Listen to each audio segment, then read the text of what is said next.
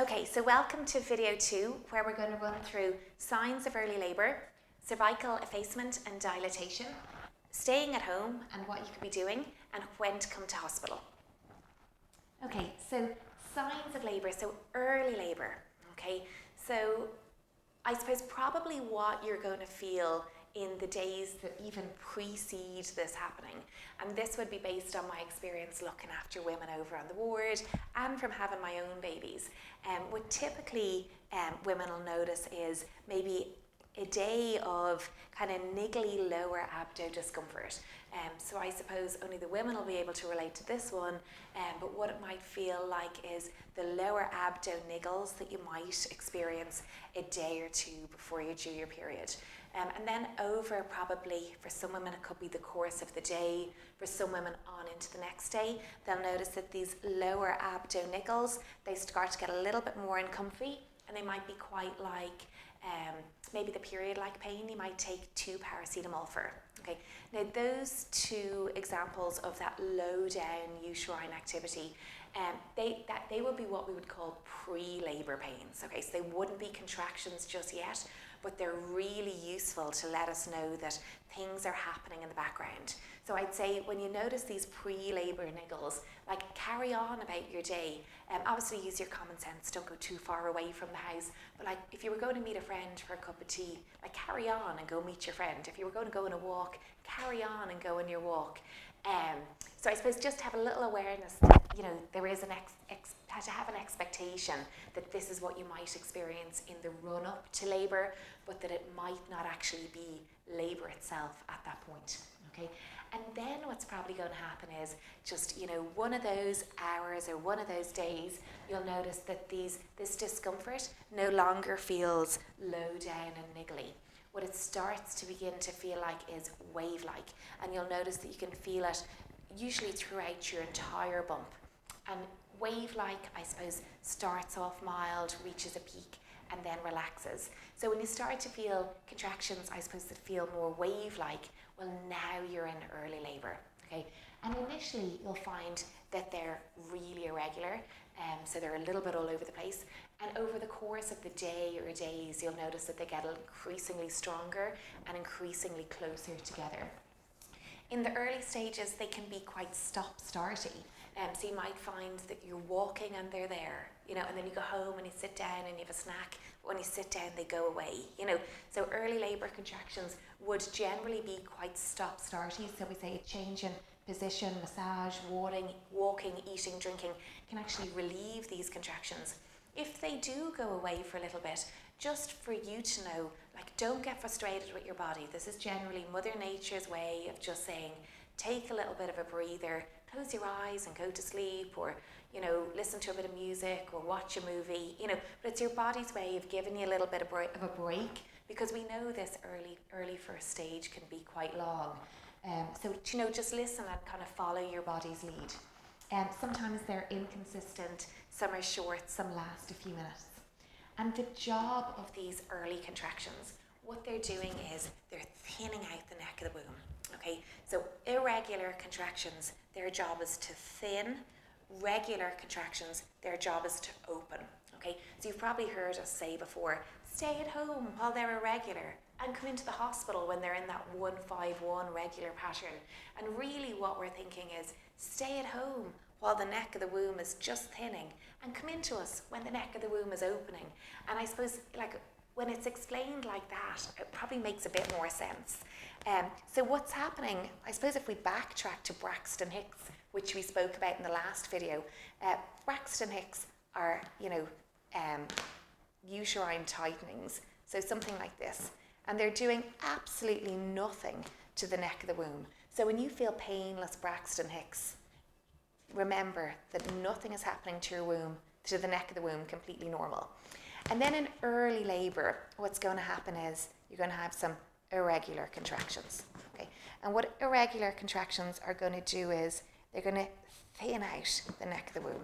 Okay, and the neck of the womb, it can't actually start opening until it is fully thinned out.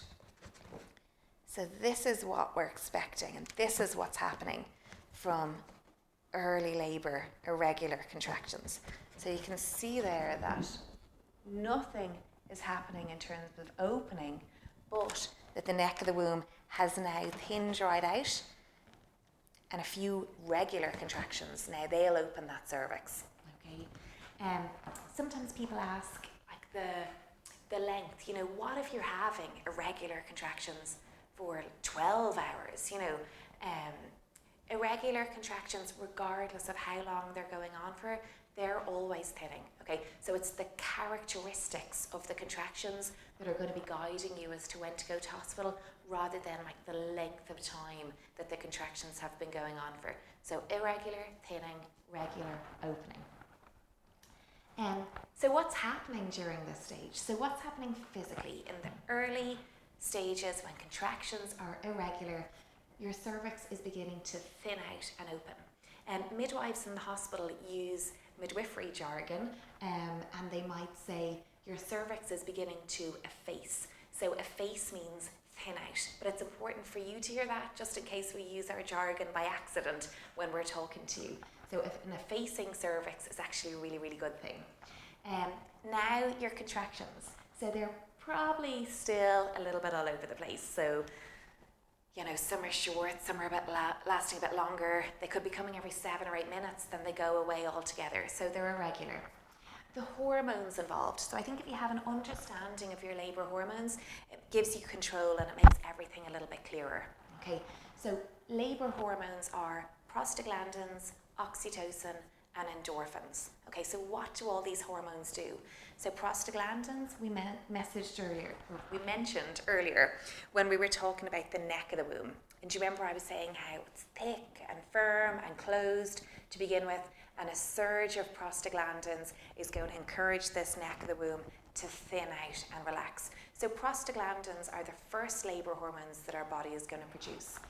Oxytocin makes contractions happen. Okay, so as oxytocin builds, your body will start giving you some irregular contractions, and as it actually gets a little bit more, you know, as it's circulating more so around your body, those contractions are becoming, I suppose, more regular and lasting a little bit longer. Endorphins are our happy hormones, but they're also our body's natural painkillers. They interfere with our perception of time. So you've probably heard people say, time flies when you're having fun. That's your endorphins, you know. So when I spoke about stage 1, and I was saying, you know, stage 1 can last anywhere from 8 to 15 hours or a little bit longer at times for people. I can promise you that when we ask those women, they usually say it actually felt an awful lot quicker, okay? So endorphins are our happy hormones, our body's natural painkillers, and they interfere with our perception of time. What mood do you need to be in to produce all these labour hormones effectively and efficiently? You need to be really calm, really chilled out, really relaxed, and that's the zone your body needs to be in for these hormones to work synergistically. If you are stressed out, frightened, worried, anxious, your body may click into what we call fight or flight mode. And if you're in fight or flight mode, your body is going to produce adrenaline. And adrenaline actually has the ability to inhibit or stop the production of prostaglandin, oxytocin, and endorphins. Okay, so when you're thinking about labour, what we're actually doing is everything we possibly can to not produce any adrenaline, so that our body can produce our labour hormones and our birth hormones, and everything will just, I suppose, happen that little bit more smoothly. How you might be feeling in this stage. You might notice a little bit of backache, okay? So sometimes in this stage, women might have a bit of discomfort to their back when they're having contractions. And more than likely, if you're experiencing backache with contractions, it's possibly that your baby is in this back-to-back position, okay? And labours whereby baby is in this back-to-back position, they can sometimes last a little bit longer, okay? So what can you do to get your baby into a better position, okay, if you notice back discomfort in early labour? The easiest thing you can do, okay, and it actually will feel surprisingly comfortable when you do it, is get yourself into a hands and knees position, okay? And once you're in your hands and knees position, you'll find that your womb, it kind of has the ability, gravity will draw it away from your body a little bit. Your baby's back, his spine is much heavier than his limbs. So again, gravity will help rotate baby around a little bit. So you being in this hands and knees position might actually help your baby to get into a more optimal position for labour and birth, which again is just going to help everything run that little bit more smoothly for you. So backache can be normal, but be mindful of baby's position. A show. So we spoke about a show earlier, and you'll remember that, or in video 1, so you'll remember with a show that we say, once you're more than 37 weeks, once you're feeling good and baby's moving around as normal, absolutely no need to come to hospital. Ruptured membranes, it's another terminology used for waters breaking. So if your waters break, whether you're having contractions, whether you're having no contractions, you're always going to come on into hospital, okay? So waters breaking always brings you in. How you might be feeling, usually in the early stages of early labour, you are excited, impatient and talkative. So you will very likely be a little bit giddy, and rightly so, because the start of some contractions, while they're still quite mild and irregular, you're just thinking that you're gonna have your little fella boring and on your chest, doing a bit of skin to skin probably in a day, or in another 8 or 12 or 15 hours.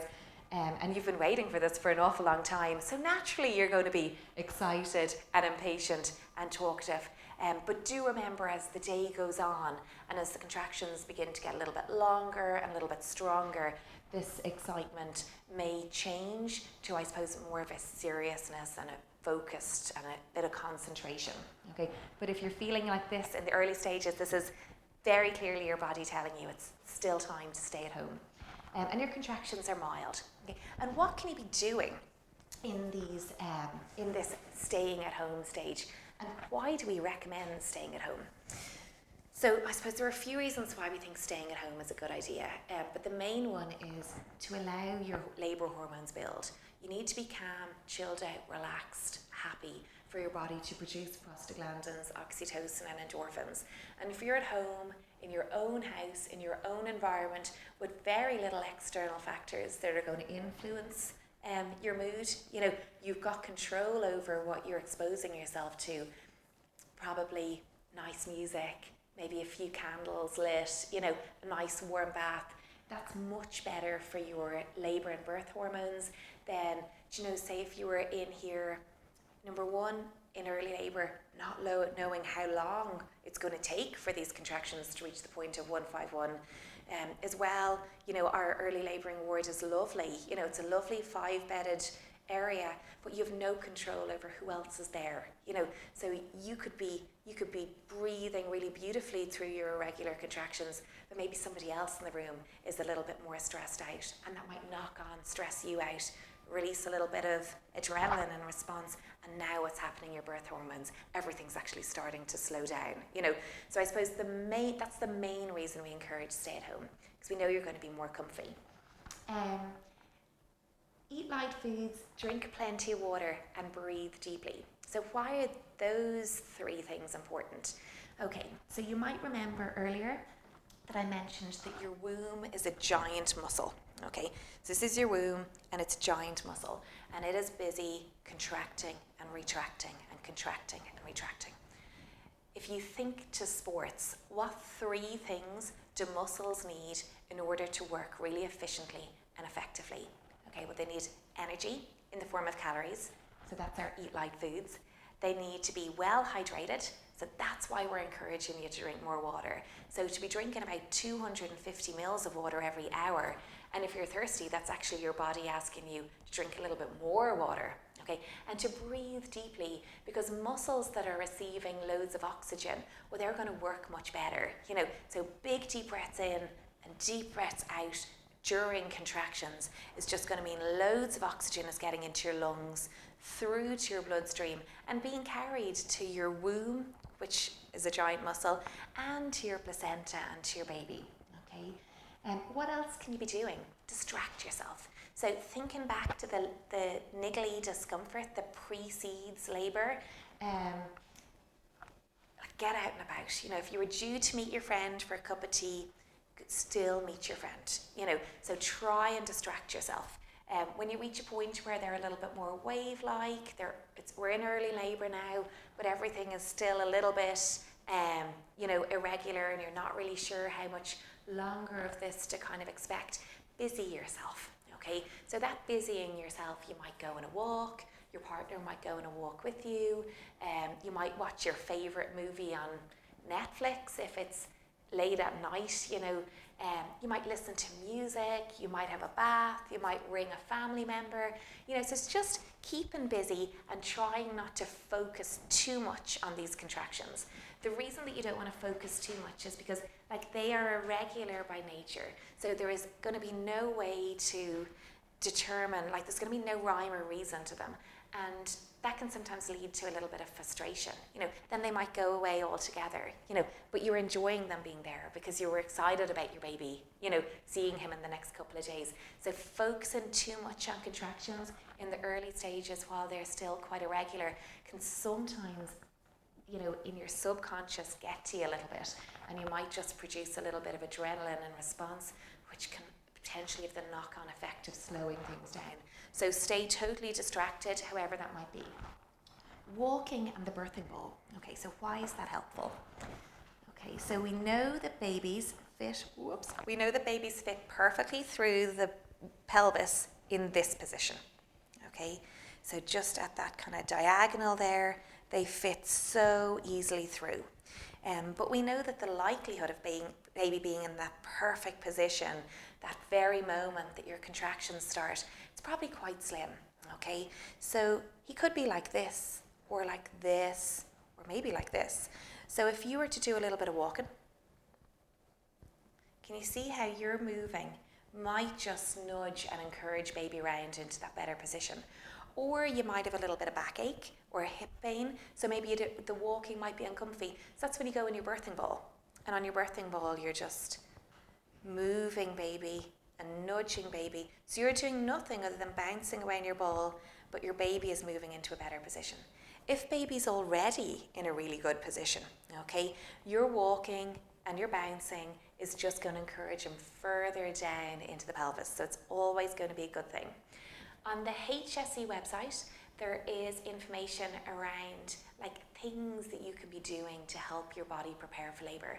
So if you were even to Google HSE perineal massage, generally this page will just pop up. And in that page, yes, you're going to see some info about perineal massage, and the physios will discuss that more in their class 5. But you're also on that same page going to see information around what you could be doing and what you could be avoiding from about 34 weeks to try and encourage your baby to be in an optimal position for birth. So it says things like, you know, when you're sitting down, try and sit with your hips higher than your knees. It says try and avoid sitting with your legs crossed. It says get walking and go swimming, you know. So have a little check out that website, and that will help you, will give you control and a bit of knowledge around what you can be doing to encourage baby to be in that optimal position for when these contractions start. Paracetamol. So if you're not allergic to paracetamol, you can take 1 gram every 6 hours. Paracetamol is absolutely safe to take when you're pregnant, and it won't mask established labour contractions. So, you know, it will help in the early stages, but not for you to be like worried or concerned that would mask when to go to hospital. It won't. So what else could you be trying? A bath. Okay, so a bath we know makes most people feel really relaxed. When we're nice and calm and relaxed, our labour hormones can work a little bit more efficiently. So we know if our labour hormones are working more efficiently, the chances are that our contractions are going to start maybe becoming a little bit more efficient, maybe lasting a little bit longer, maybe becoming a little bit more regular. Your womb, let's not forget, is a giant muscle. So how do sore, achy muscles feel in the bath? Usually a little bit better. So generally the warm water will actually help any discomfort that you're having with the contractions. So a bath is a bit of a no-brainer. It's going to relax you, so your labour hormones are going to increase, and also we know it helps sore achy muscles. Your womb is a giant muscle, so it might make you feel a little bit comfier by default. When you're running a bath for yourself, we recommend plain water, okay, so no bubbles, no Epsom salts, just plain water. Fill the water as the bath as deep as you can so that you're fitting as much of your bump in the bath as possible, and ideally you're aiming for water that's about 37 degrees. So that's a bath. A TENS machine, so you've probably heard of a TENS before. A TENS is a little handheld device that looks something, it's a bit tangled, but looks something like this, okay? So you just pop the neck piece around your neck and you hold the hand piece in your hand. And with the TENS, it is connected, so we have wires connected to our handheld device. We have 4 little pads, sticky pads. The pads stick to your back. So we stick 2 just below your bra strap and 2 just above your bum, and they're strategically placed on either side of your spine, so quite symmetrically. And the way that a TENS machine works, every time you have a contraction, you press your boost button on the TENS machine. And what that's going to do is it's going to release an impulse that's going to travel through the wires to the pads on your back. And when that impulse hits the pads and hits your skin, what you're going to feel is like a buzz to the skin. And when that buzz or that impulse hits the skin, what it's going to do is encourage the production of endorphins to the area. So we know that endorphins are our body's natural painkillers, and they make time fly, and they're our happy hormones. But they're our body's natural painkillers, and these pads are strategically placed on either side of your spine with the logic that, well, they might just scramble some of the pain pathways traveling up and down your spine. They won't take away the feeling of discomfort from the contraction completely, but they might kind of dampen it a little bit, which would make things a little bit comfier for you. With the TENS machine, it can increase in intensity. So you started off on intensity 1, and over the course of the day, as your contractions begin to get a little bit longer and a little bit stronger, you're increasing your intensity from 1 up through 2, 3, 4, eventually reaching 10. Okay, so that is your TENS machine. If it's the middle of the night, or if your contractions just go away, go to sleep. You've probably heard women that you've chatted to saying it's actually not that the contractions are that uncomfortable. Women say all the time, the contractions were fine. I could cope with them. It was, number 1, the length of time which they were going on for, the uncertainty of how much longer I had to go, and the sheer exhaustion that gets to them. So usually it's those 3 things that get to women, not the contractions themselves. So if your contractions go away, it's possibly your body saying to you, like, close your eyes, catch up on some sleep, recharge your batteries, because these are early stop-starty contractions. You know, it could be a couple of hours, could be the following day, that they're going to come back and they're going to be more regular, and you're in established labour, and that's going to be another, 7 or 8 hours of, regular contractions till your baby's born. So catch up on the sleep in the early stages of labour, when your body is giving you the little bursts of time to do that. Thank you.